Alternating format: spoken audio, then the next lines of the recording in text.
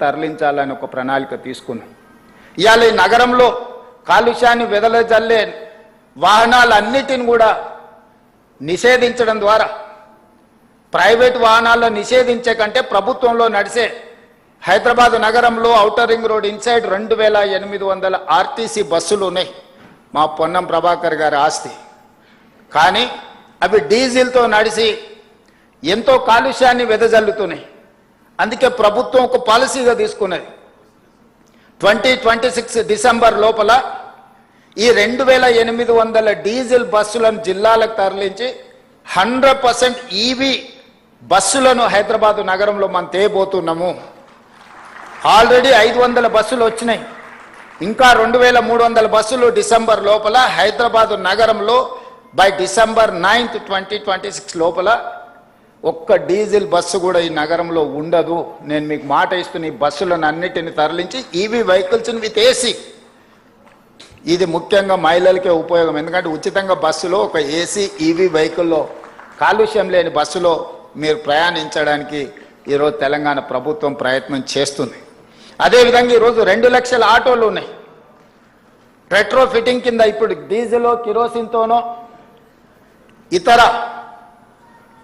ఇంధనంతో ఈరోజు నడుస్తున్నాయి. వాటన్నిటిని కూడా రెట్రో ఫిట్టింగ్ అంటే మొత్తం ఈవీ కింద 2 లక్షల ఆటోలను మార్చాలని ఒక ప్రణాళిక పెట్టుకున్నాం. తొందరలోనే ఆ కార్యాచరణను కూడా ముందుకు తీసుకొని వస్తున్నాం. ఈరోజు సింగిల్ యూజ్డ్ ప్లాస్టిక్ని మనం బ్యాన్ చేయదలుచుకున్నాం ఔటర్ రింగ్ రోడ్ ఇన్సైడ్.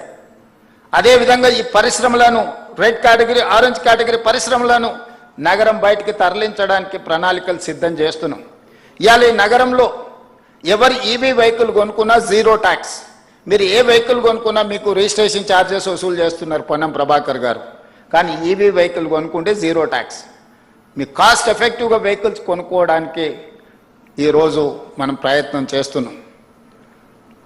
కళాశాలలకు వెళ్ళి ఆడపిల్లలకు తొందరలోనే, ఈ ఫైనాన్షియల్ ఇయర్లో సాధ్యం కాకపోవచ్చు, తొందరలోనే స్కూటీస్ ఈవీ వెహికల్స్ని ఆడపిల్లలకి ఇవ్వాలని ఒక ఆలోచన చేస్తున్నాం.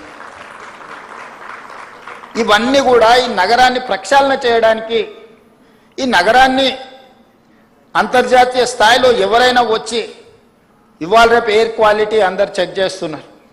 మీరు పొద్దున్నే చూడంగానే హైదరాబాద్ ఆరెంజ్ కేటగిరీకి వచ్చింది. తొందరలోనే మనం ఇట్లనే వదిలేస్తే రెడ్ కేటగిరీకి పోద్ది.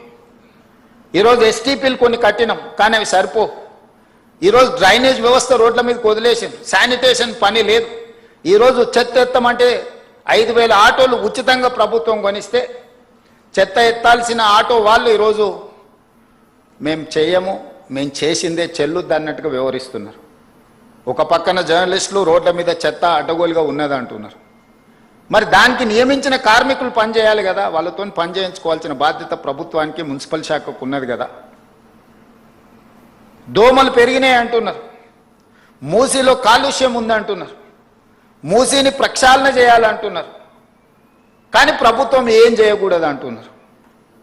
దోమల్ని నియంత్రించాలన్నా, చెత్త ఎత్తాలన్నా, మూసీని ప్రక్షాళన చెయ్యాలన్న డిమాండ్స్ వచ్చినప్పుడు ప్రభుత్వానికి ఏ కార్యాచరణ చేపట్టొద్దు అంటున్నారు. ఏ కార్యాచరణ చేపట్టకుండా ఇవి ఎట్లా సాధ్యమవుతాయో జర్నలిస్ట్గా మీరు నాకు సూచన చేయండి.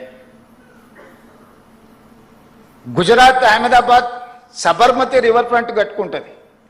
10,000 కుటుంబాలను తరలించింది అక్కడి నుంచి. వాళ్ళు సరైన ప్యాకేజ్ కూడా ఇవ్వలేకపోయారు. ఈరోజు ఢిల్లీ యమునా నదిని ప్రక్షాళన చేస్తారు.